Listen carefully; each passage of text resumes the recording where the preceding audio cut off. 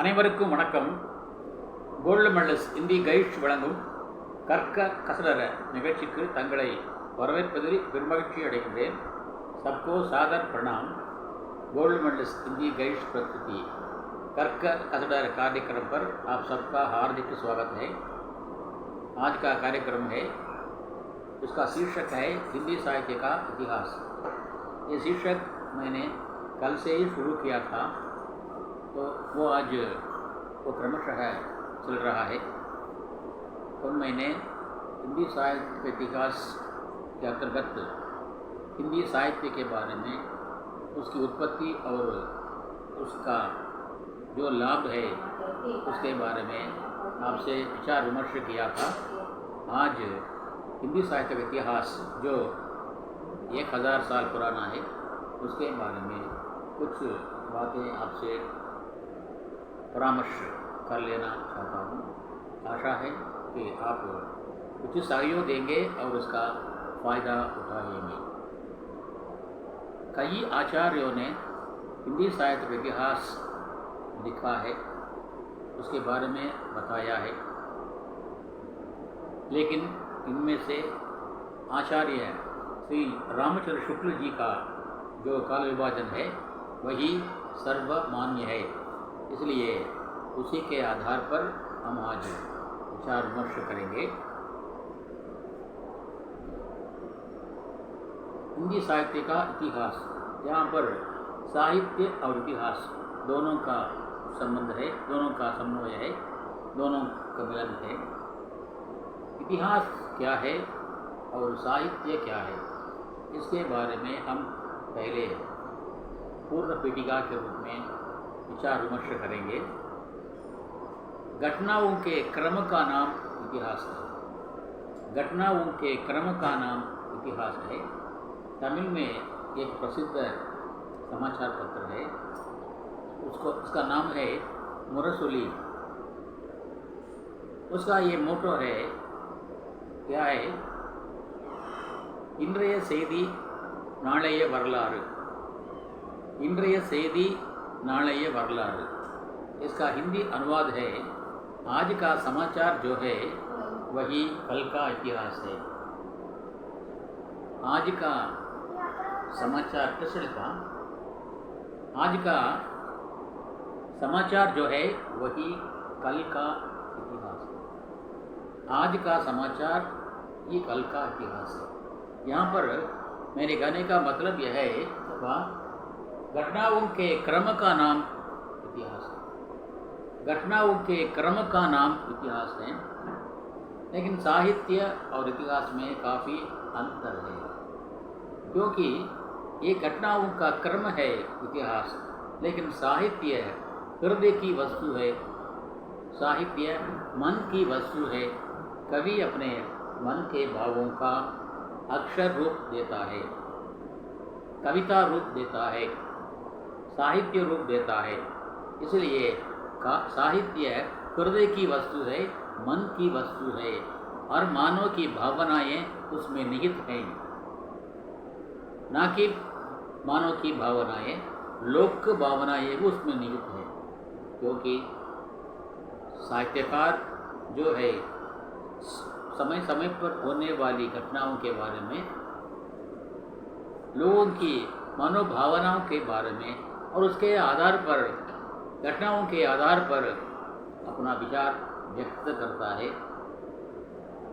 मैंने जो कल कहा था कि क्रांति भी यानी रेवोल्यूशन भी साहित्य के द्वारा हुआ है. इसलिए ये साहित्य क्या है, जो समाज का सुधारक है और समाज को बदलने वाला है. इसका आधार जो है लोगों की मनोभावना है. मतलब यह लोगों की मनोभावनाएं जो हैं, उसी के आधार पर साहित्यकार साहित्य रचना करता है. इसलिए इतिहास अलग होता है और साहित्य अलग होता है. इतिहास और साहित्य में काफ़ी अंतर है. इसलिए हम इतिहास को साहित्य की श्रेणी में हमें नहीं रखना चाहिए. हमें चाहिए साहित्य अलग है. और यहाँ पर हिंदी साहित्य का इतिहास जो बहुत पुराना है, उसके बारे में धीरे धीरे हम विचार करेंगे. साहित्य के बारे में एक परिभाषा है, एक डेफिनेशन है। वो क्या है? साहित्य समाज का दर्पण है। साहित्य समाज का दर्पण है। दर्पण माने मिरर, जो इलक्कियम என்பது कालम काटुम कन्नाडी। उदाहरण के लिए 17वीं सदी में लोगों की मनोभावनाएं क्या थी, सामाजिक दृष्टिकोण कैसा था, सामाजिक परिस्थिति कैसी थी, प्रशासनिक परिस्थिति कैसी थी, उसी के आधार पर साहित्यकार साहित्य रचना करता था। इसलिए साहित्य समाज का बिंब होता है, समाज की जड़ता की मनोभावनाओं का बिंब प्रतिबिंब होता है। इसलिए साहित्य को समाज का दर्पण कहा गया है, मिरर ऑफ द सोसाइटी। साहित्य समाज का दर्पण है, यानी उस समय की वस्तुस्थिति के अनुसार कभी उससे प्रताड़ित होता है, उससे प्रेरणा पाता है। वही प्रेरणा काव्य के रूप में, कविता के रूप में, साहित्य के रूप में परिणत होती है। इसी अवस्था को साहित्य कहते हैं। इसलिए साहित्य का इतिहास के साथ गहरा संबंध है और समाज के साथ भी गहरा संबंध है। उदाहरण के लिए 17वीं सदी में, यानी मान लीजिए संगीत है, म्यूज़िक है, म्यूज़िक संगीतकार जो होते हैं वो समय समय पर अपना विचार बदलते हैं, समय समय पर संगीतकार भी बदलते हैं। अच्छा, जो पुराने संगीतकार, क्या वे भी उनमें प्रतिभा की कमी थी? नहीं, हर संगीतकार में हर एक प्रकार की प्रतिभा है। वो प्रतिभा समाज की रुचि के अनुसार बदलती रहती है। वो प्रतिभावान संगीतकार जो है वो कुछ समाज समय की अवधि तक प्रसिद्धि पाता है, और उस अवधि के पूर्ण होने पर जब लोगों की मनोभावनाएं बदल जाती हैं तो वो संगीतकार उसकी जगह दूसरा संगीतकार होता है। इसका कारण क्या है? पुराने जो संगीतकार हैं उनमें प्रतिभा की कमी है, ऐसी बात नहीं है, लेकिन वास्तविक बात यही है, लोगों की रुचि उस पुराने संगीतकार की तरफ नहीं होती है और नए संगीतकार को वो चाहते हैं, उसका भी स्वागत करते हैं। वो नया संगीतकार आता है तो उसका समय कुछ उसका वो ड्यूरेशन टाइम, उसकी अवधि कुछ समय की होती है, कुछ काल की होती है, उसके बाद वो भी पुराना हो जाता है, एक नया संगीतकार आता है। इस प्रकार समाज में हर परिवार में दादाजी हैं, उसके बाद परदादा हैं, उसके बाद दादा हैं, उसके बाद पिताजी हैं, उसके बाद हम हैं। जैसे कि ये दो परिपाटी है, संतति है, पारंपरिक परिपाटी है। ये पारंपरिक परिपाटी जो है वो समय वो बदलती रहती है। वो कि परदादा के चले जाने के बाद दादा परिवार का वो संभालते हैं, दादा के देहावसान के बाद हमारे पिताजी घर का भार संभालते हैं, उनकी मृत्यु के बाद हम अपना परिवार का भार संभालते हैं। उसी प्रकार हमारे बाद हमारे वंशज आएंगे और इस परिवार का संचालन करेंगे, संभाल लेंगे। उसी प्रकार ये परिपाटी बराबर चलती आती रहती है। इस प्रकार साहित्य में भी समय समय पर लोगों की मनोभावनाओं के आधार पर परिवर्तन होता है। संगीतकार भी परिवर्तित होते हैं और साहित्यकार भी परिवर्तित होते हैं। इसलिए हमें ये नहीं मानना चाहिए कि पुराने संगीतकार जो थे उनमें प्रतिभा की कमी थी और नए संगीतकार जो होते हैं उनमें प्रतिभा ज़्यादा है, पहले से ज़्यादा है, ऐसा हमें नहीं मानना चाहिए। और लोग उसको चाहते थे, उस समय के लोग उसको चाहते थे, इसलिए वो संगीतकार प्रशंसा पाने लगा।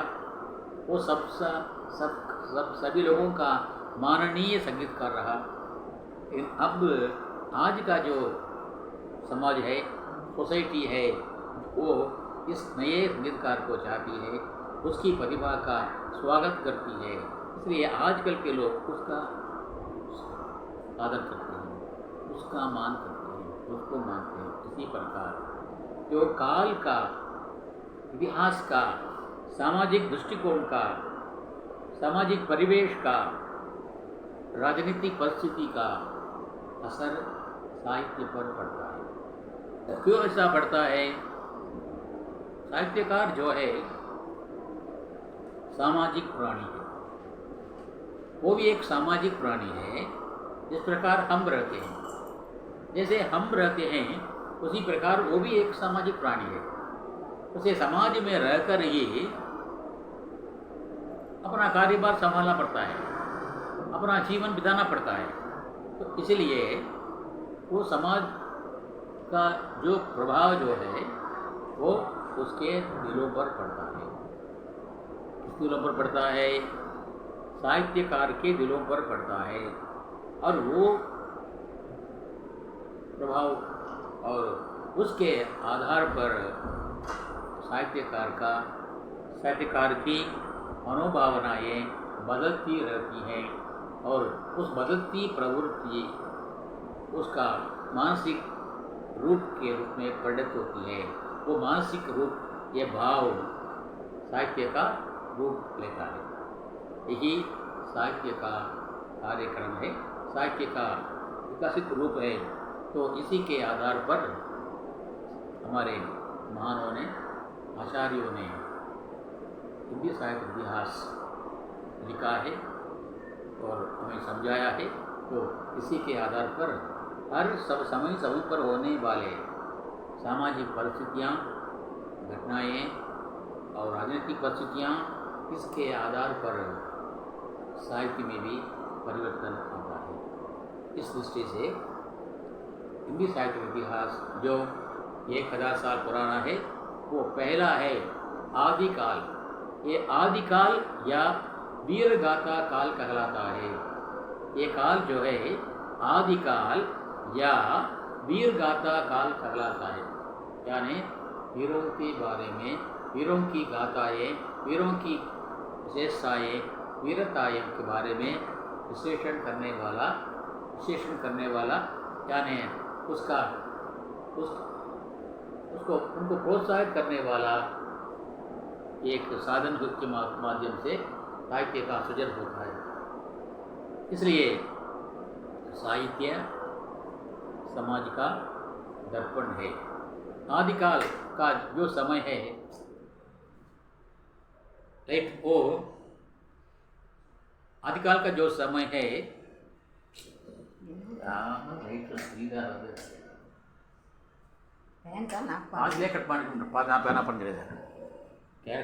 आदिकाल का जो समय है वो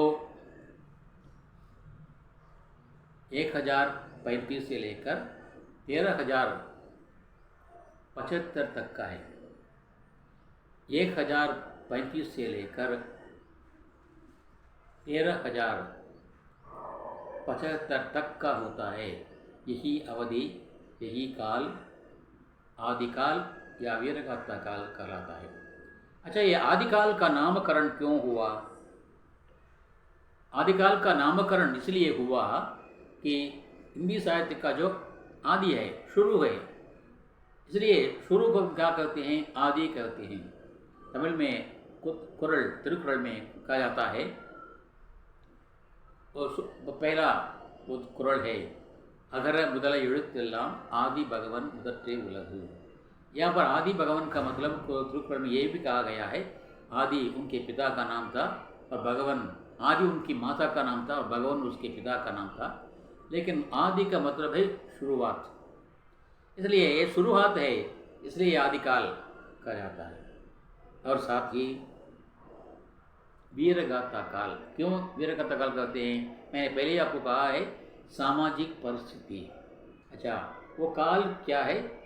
1035 से 13,075 तक का समय, वो 300 साल का समय वीरगाथा काल कहा जाता है। क्यों? ये नामकरण पड़ा, उस समय समाज में यानी पूरे उत्तर भारत में राजा बदलते रहते थे। उस समय मुसलमानों का आगमन हो गया था और समय समय पर वो राजा बदलते रहते थे। राजा आपस में लड़ते झगड़ते रहते थे। अच्छा, लड़ते झगड़ते रहते थे, इसके लिए लड़ाई के लिए क्या चाहिए? वीर चाहिए। वीर को क्या चाहिए? वीरता चाहिए। इसलिए उस समय वीर का समाज में बड़ा सम्मान होता था। हमने पढ़ा है तमिल साहित्य में और इतिहास में, हिंदी साहित्य में, इतिहास में हमने पढ़ा है उस ज़माने में समाज में वीर का ही आदर होता था। कभी कभी शादी करने के लिए भी वर पक्ष को अपनी वीरता दिखानी पड़ती थी। हमने पढ़ा है रामायण काल में, रामायण में श्री रामचंद्र जी ने धनुष यज्ञ के रूप करा के अपनी वीरता का परिचय दिया था, और सीता से उसकी शादी हुई थी। और महाभारत में भी हम पढ़ते हैं अर्जुन ने अपनी वीरता दिखाकर शादी कर ली थी। उसी प्रकार भीष्म ने भी अपनी वीरता दिखाकर शादी का जो मौका प्राप्त किया था, लेकिन उन्होंने मना कर दिया कि मैं शादी नहीं करूँगा। यहाँ ये कहने का मतलब यह है कि हर बात के लिए वीर का ही सम्मान होता था उस समय समाज में।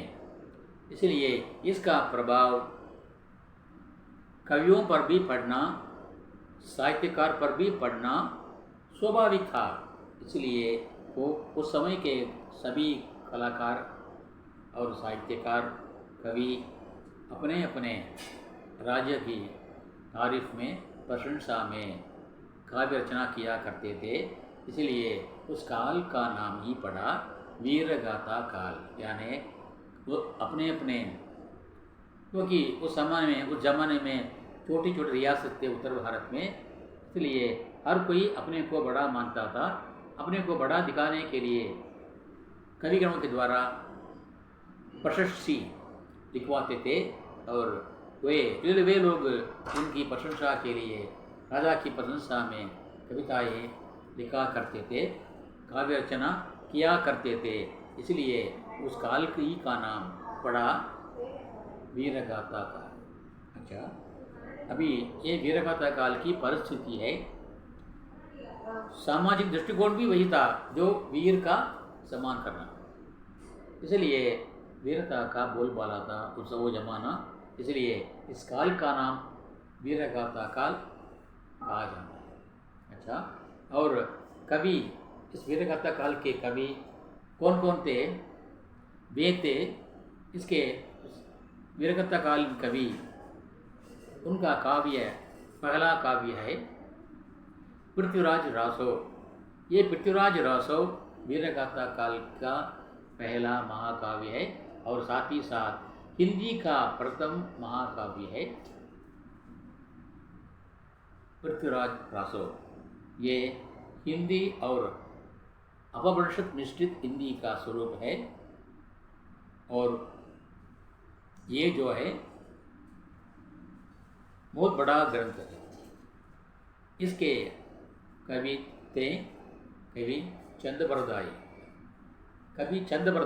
चंद्रबरदाई इसके कवि थे। इन्होंने ही अपने मित्र और अपने राजा पृथ्वीराज चौहान की प्रशस्ति में ये काव्य रचना की थी। पृथ्वीराज रासो कवि चंद्रबरदाई का बड़ी दोस्ता कहा जाता है कि इन दोनों का जन्म एक ही दिन हुआ था, और इनकी मृत्यु भी एक ही दिन हुई थी। इसमें दिल्ली का आखिरी हिंदू सम्राट, इसमें ध्यान रखना चाहिए, दिल्ली का आखिरी हिंदू सम्राट पृथ्वीराज चौहान की कहानी, उनकी वीरता की कहानी, उनकी जीवनी बहुत अच्छी तरह से बताई गई है, जो हिंदी साहित्य का एक अमूल्य निधि के रूप में माना जाता है। उसका शासन विधान, उसकी तारीफ, उसकी वीरता, उसकी जीवन शैली और उसकी विशेषताएँ, उसके गुण और विचार, ये सब इस प्रस्तुत चंद पृथ्वीराज रासो में बताई गई हैं। और इनका निधन कैसे हुआ था इसके बारे में बताया गया है। ये हिंदू सम्राट मैंने जो पहले कहा था ना, वो गोरी 8वां बार इन गोरी के साथ, मोहम्मद गोरी के साथ पृथ्वीराज चौहान ने युद्ध किया था। 7वां बार उसने गोरी को हराया, लेकिन 8वीं बार चौहान हार गया, पराजित हुआ, और इसके फलस्वरूप उसने 7 बार गौरी को माफ़ कर दिया था पृथ्वीराज चौहान ने। लेकिन वो चाहता था कि एक मुझे धर्म है कि 7वां बार उसने गौरी को माफ़ किया था, तो 8वीं बार तो जब ये हार गया तो उसको माफ़ करना गौरी का धर्म था। लेकिन उसने उसका पालन नहीं किया, इसके बदले उसे कड़ी सज़ा दी। इसको पृथ्वीराज चौहान को उसकी आँखें निकलवा दी, और उस गांव में हर रात को, दिन में रात को उसमें नमक और नींबू का रस डाला जाता था, ताकि वो हद से ज़्यादा पीड़ा का, दर्द का अनुभव करें। और साथ ही हाथों में और पैरों में बड़े बड़े सांकल और लोहे के गोले बांधे गए, ताकि वो यहाँ से वहाँ ना हिल पाए। इस प्रकार बड़े अत्याचार, कल्पना से अधिक, कल्पनातीत अत्याचार गौरी ने पृथ्वीराज चौहान के साथ किए। इस अत्याचार का बदला लेने पृथ्वीराज चौहान ने नहीं, पृथ्वीराज को बचाने कवि चंद्रबरदाई ने एक चाल चली। उस चाल में वो गौरी फंस गया, और वो पृथ्वीराज के द्वारा मारा गया। और उसी समय ये दोनों, चंद्रबरदाई और पृथ्वीराज चौहान, क्योंकि दोनों हिरासत में थे ना, इसलिए दोनों एक दूसरे को पर तलवार से मारकर दोनों ने उसी एक ही जगह पर अपनी अंतिम क्रिया खत्म कर ली। इस प्रकार गौरी, मोहम्मद गौरी और पृथ्वीराज चौहान और चंद्रबरदाई, तीनों की मृत्यु एक स्थान पर हुई, एक दिन में हुई। ये जो पूरी कहानी, ये पूरी इतिहास, ये पूरी बातें विस्तृत रूप में पृथ्वीराज चौहान की कहानी पृथ्वीराज रासो नामक ग्रंथ में बताए गए हैं। उसके बाद एक जो पृथ्वीराज रासो ग्रंथ काव्य पूर्ण नहीं हुआ था, क्योंकि बीच में ही कवि चंद्रबरदाई की मृत्यु हो गई थी। उनकी मृत्यु के बाद उसके बेटे जलहंड ने इसको पूरा किया, ऐसा माना जाता है। उसके बाद ये पृथ्वीराज रासो का मतलब है वीरों की प्रशंसा, वीरों की महिमा, वीरों की महानता।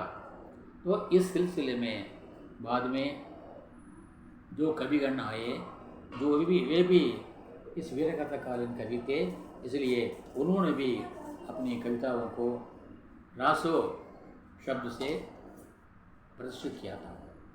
पृथ्वीराज रासो के बाद विष्णुदेव रासो, परमाल रासो, विष्णुदेव रासो, इस प्रकार अनेक रासो ग्रंथ उस काल में लिखे गए। इसलिए ये जो आदिकाल जो है ये वीर गाथा काल भी कहा जाता है। इसलिए वीर रस प्रधान महाकाव्य, आप समझ लीजिए हर काल में ये चारों काल में हर काल में एक एक रस का प्राधान्य रहा। इसलिए वीरगाथा काल में वीर रस का प्राधान्य रहा। मैं दोबारा कहना चाहता हूँ, वीर रस का प्राधान्य और सामाजिक प्रभाव, ऐतिहासिक पृष्ठभूमि, सामाजिक पृष्ठभूमि, आर्थिक पृष्ठभूमि, इन सभी का प्रभाव हर कवि के, हर साहित्यकार के दिलों पर पड़ता था और उसका वो प्रतिबिंबित होता था, वही साहित्य का रूप लेता था। इस प्रकार वीरगाथा काल, ये आदिकाल वीर की महिमा बताने वाला काल है। इस काल के सारे ग्रंथ रासो के नाम से लिखे गए थे। ये रासो ग्रंथ अब भी प्रचलित हैं। उत्तर भारत में रासो का बड़ा मान है, क्योंकि हर काल में वीरों का बड़ा मान होता है। और ये काल वीरगाथा काल नाम से प्रख्यात हुआ। और उसके बाद जो हुआ, क्योंकि वीर के बाद, क्रांति के बाद क्या होता है, शांति होती है। तो क्रांति के बाद शांति होती है।